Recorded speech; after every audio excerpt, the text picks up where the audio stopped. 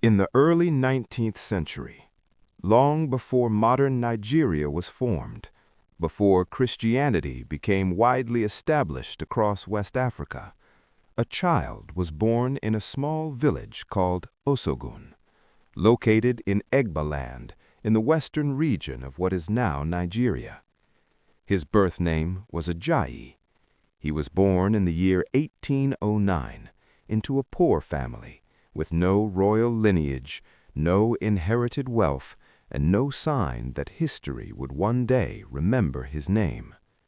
Yet, from this humble beginning, God would raise a man who would shape the spiritual future of not just a region, but the entire nation. This is the extraordinary story of Bishop Samuel Ajayi Crowther. At about 12 years old, Ajayi's peaceful childhood came to a violent end.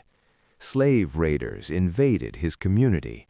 He was captured, dragged away from his home, separated from his family, and thrown into the brutal system of human trafficking. He was sold repeatedly, passed from one slave trader to another. Each transaction stripped him further of dignity, of identity, of hope. Eventually, he was sold to Portuguese slave traders who loaded him onto a slave ship bound for Europe. The ship was overcrowded. The conditions were unbearable. Chains, hunger, sickness, fear, and despair filled the air. Many never survived these journeys, but destiny intervened. As the slave ship sailed across the Atlantic, something unexpected happened. British Navy anti-slavery patrols intercepted the vessel. The ship was seized. The captives were freed. Ajayi, along with hundreds of others, was liberated from physical chains. They were taken to Freetown, Sierra Leone, a settlement created for freed African slaves. For Ajayi, this moment marked the end of captivity and the beginning of transformation. In Freetown, Ajayi encountered missionaries, schools, and the message of Christianity. For the first time, he heard about Jesus Christ, about forgiveness, redemption, grace, and purpose. In the year 1825, Ajayi made a life-changing decision. He accepted the Christian faith. Later, he would testify with these powerful words, "It pleased the Lord to open my heart to himself." That same year, he was baptized, and he received a new name, Samuel Crowther. This was not merely a name change, it was the beginning of a divine calling. Samuel Ajayi Crowther quickly distinguished himself as an exceptional student. He was intelligent, focused, and deeply committed to learning. He became one of the first students of Fora Bay Institution. There, his academic brilliance became evident. But beyond knowledge, his heart burned with passion to serve God. Recognizing his potential, the Church Missionary Society sent him to England. In London, he studied at the CMS College. He learned theology, languages, biblical interpretation, and missionary leadership. In 1843, the journey reached a sacred turning point. The boy, once taken in chains, now knelt in freedom. Crowther was ordained an Anglican priest, not by accident, not by favor, but by calling. A former slave, now set apart as a servant of God.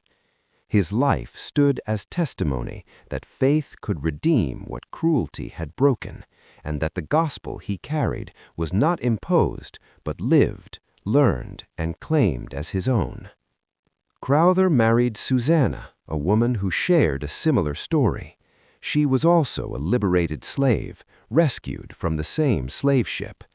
Together, they formed a partnership built on faith, service, and sacrifice. Their union symbolized restoration from bondage to purpose. After years of preparation, Samuel Ajayi Crowther returned to his homeland. He began missionary work in Abeokuta, among his own people. Here, an emotional reunion occurred. He found surviving members of his family, his mother, his sister. Through his ministry, they accepted Christianity. The boy, taken away in chains, returned as a messenger of hope. Crowther soon realized something critical.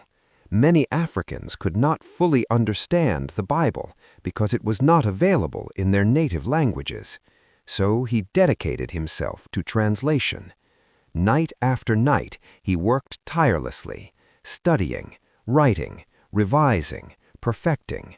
Eventually, he completed the translation of the Bible into the Yoruba language. This achievement was historic. It gave millions access to Scripture in their own tongue. It preserved indigenous language and culture. It laid the foundation for translations into many other African languages. Darkness was being confronted with knowledge. Ignorance was being replaced with truth. In the year 1857, the Church Missionary Society gave Crowther a new assignment. He was sent to pioneer missionary work along the Niger River. The goal was simple, yet dangerous: to make Jesus Christ known among the indigenous people of the Niger region. With courage and unwavering faith, Crowther assembled a team. Most were Africans from Sierra Leone. They traveled through difficult terrain, hostile environments, and cultural resistance. Yet they persevered. Within a few years, over 600 converts were recorded. 10 indigenous priests were trained. Church communities were established. African-led missions were flourishing. In the year 1857, history was made. Samuel Ajayi Crowther was consecrated as bishop. He became the first African Anglican bishop. His jurisdiction covered Western Africa beyond the British Queen's colonial boundaries. This was revolutionary. An African leading Africans in Christian ministry. Under his leadership, the gospel expanded into eastern Nigeria. Missionaries such as J.C. Taylor carried the message into new territories. The Niger Delta region experienced evangelization. Crowther also confronted idol worship. He boldly destroyed sacred altars dedicated to Yoruba gods, not with violence, but with spiritual authority, proclaiming Christ as Lord. However, not everyone supported Crowther's leadership. In the 1880s, colonial European missionaries began resisting African leadership. They doubted African capacity. They undermined Crowther's authority. They dismantled his mission structures. His African team was removed. Institutions he built were taken over. Despite his decades of sacrifice, he was pushed aside, marginalized, humiliated. Yet he remained faithful. In his later years, Crowther's health declined, but his faith remained strong. On December 31st, in the year 1891, Bishop Samuel Ajayi Crowther suffered a stroke and passed away.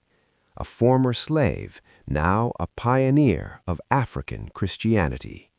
Today, his legacy lives on. Because of Crowther, African languages were preserved in Scripture. Local leadership was established. Christianity took deeper root in West Africa. He proved that chains cannot stop destiny, that background does not define purpose, that Africa can raise spiritual giants. Bishop Samuel Ajayi Crowther was not just a missionary, he was a reformer, a translator, a trailblazer, a father of African Christianity. His life reminds us that God does not call the qualified, He qualifies the called. And sometimes He chooses the most unlikely person to make the greatest impact.